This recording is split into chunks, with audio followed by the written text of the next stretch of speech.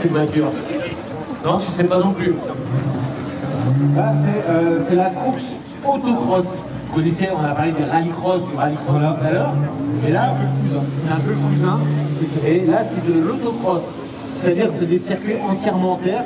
Je rappelle que le rallycross, c'est bitume et terre. Là, on est entièrement sur du rallye, circuit terre, avec des montées et des descentes. Donc, ça se rapproche du rallycross, mais c'est un lointain cousin. Le lointain est très proche à la fois. Parce que le circuit de rallycross a beaucoup plus de place, enfin les motos ont beaucoup plus de place pour prendre de la vitesse, comme les groupes B ou les supercars. Tandis que nous, c'est des circuits un peu plus dans la technique, où il y a quand même des lignes droites, mais il y a beaucoup de virages aussi.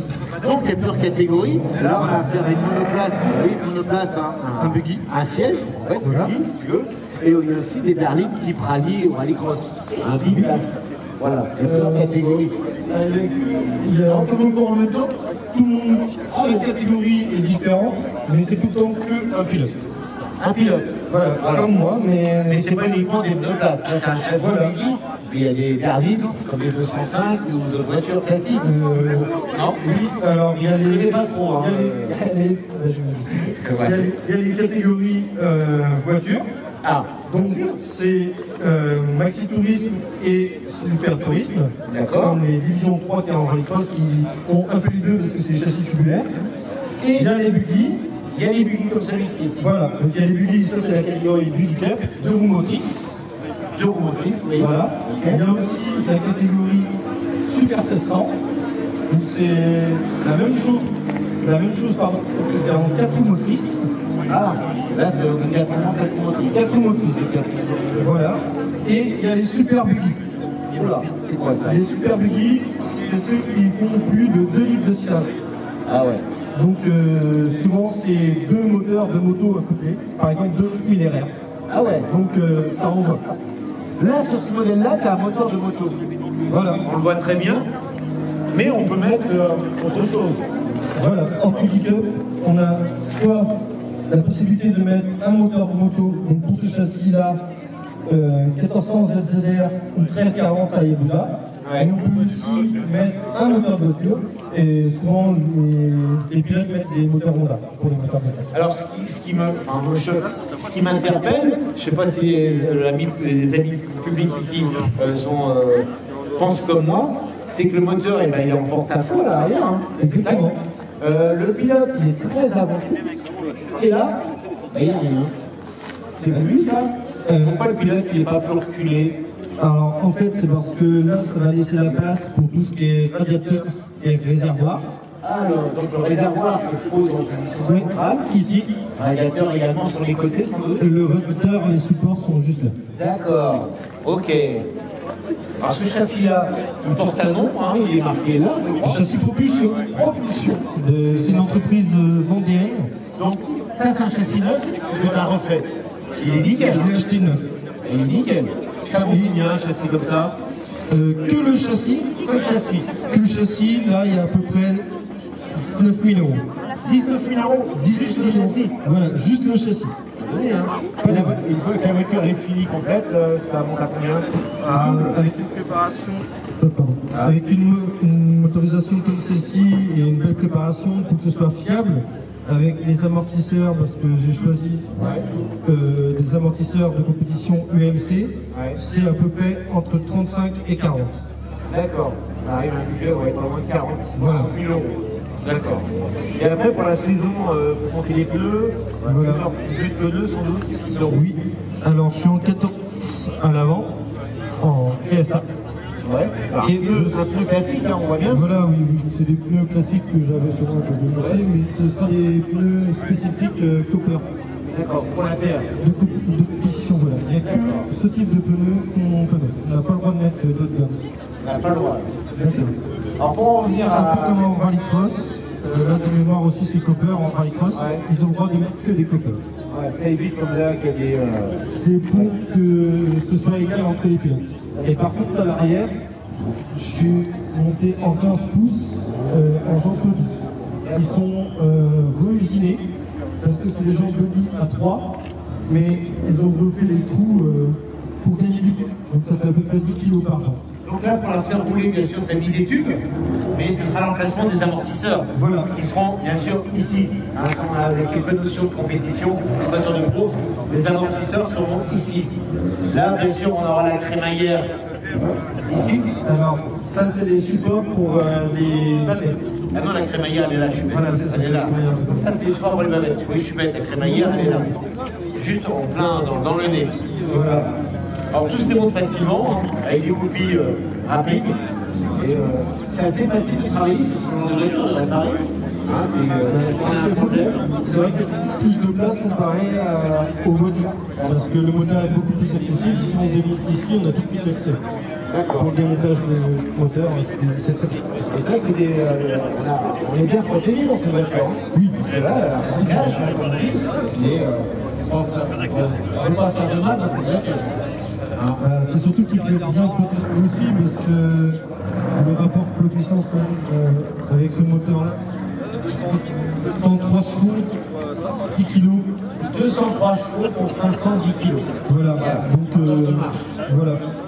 Donc, ça marche assez bien. Donc faut que ce soit homologué et protège bien. C'est ta première saison là, cette année? Alors l'idée c'est de trouver encore du budget. Du coup, je suis encore à la recherche de sponsoring. C'est dur en ce moment, le sponsoring. Très Depuis le Covid, le sponsoring, c'est très dur, très dur. Je comprends. Donc si vous voulez le soutenir, si vous avez un budget, des petits budgets à coller, un gros budget. Alors parle-moi justement de ça. Donc la grosse compétition, c'est quoi? C'est une équipe là, parce que vous êtes combien là? Regardez, ils sont tous là. Ils sont tous là. Mes deux mécanos et ma compétition, la photographe. J'ai aussi papa et d'autres amis mécanos qui sont à l'installation. Ouais. Donc on essaye de mener à bien Chacun a un rôle particulier. voilà, le bureau de l'installation. Et du coup, qu'est-ce que je veux dire? Il a bien vu. J'ai coupé. Du coup, Gros Compétition, c'est le nom de l'association qu'on a donné pour monter ce projet. Donc j'ai ouvert l'association pour pouvoir avoir C'est ton nom. voilà, exactement, c'est compétition. Ah, ça fait imprimer des beaux blousons. Donc on a les blousons, on a les t-shirts, on a fait les banderoles, faire des banderoles par notre sponsor, qui va nous faire tout le déco aussi sur Buggy. Donc, Parce que tu disais, une voiture, ça coûte entre 35 et 40 euros. ouais. Et une saison, ça revient à combien? Une fois le buggy après fini, en fait, le plus onéreux c'est ça, parce qu'on va dire une bonne année de course sur le Trophée de l'Ouest, on va dire que c'est entre 5 et 7 000 euros. Ouais. Entre les engagements, les pneus, après ça il faut quand même Parce que ajouter les des courses, ça se pièces de change change. dans le Grand Ouest, ça va plus loin. Tout le Grand Ouest. Donc par ici, il y a bien sûr Moron, qui est pas loin, il y a Montauban-Bretagne, il y a Tripliac, il y a Belleville-sur-Vie, Il y a Saint-Vincent, il y a les Grenets.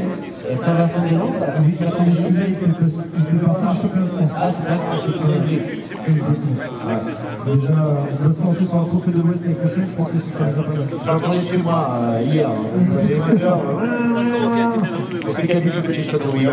L'idée là, c'est de faire d'ici la fin d'année, quand le buggy sera fini, de faire une séance d'essai avec le champion de France d'autocross, qui nous a fait ce magnifique châssis. Il est superbe. Hein. Je sais pas comment vous trouvez le châssis, mais il est beau. Hein. C'est magnifique.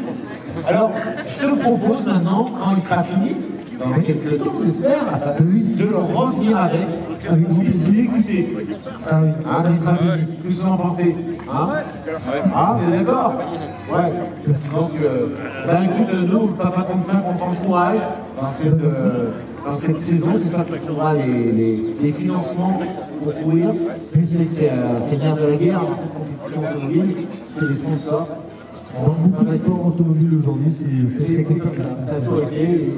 Et encore plus actuellement, on va se déployer pour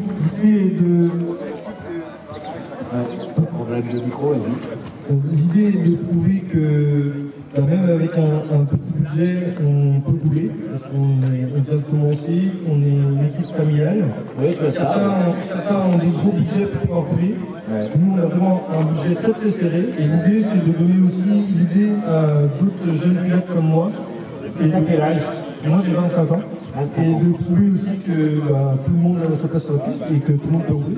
Ça fait du stocker avant. Voilà, c'est ça. Ouais. Voilà, tu passes à la catégorie supérieure.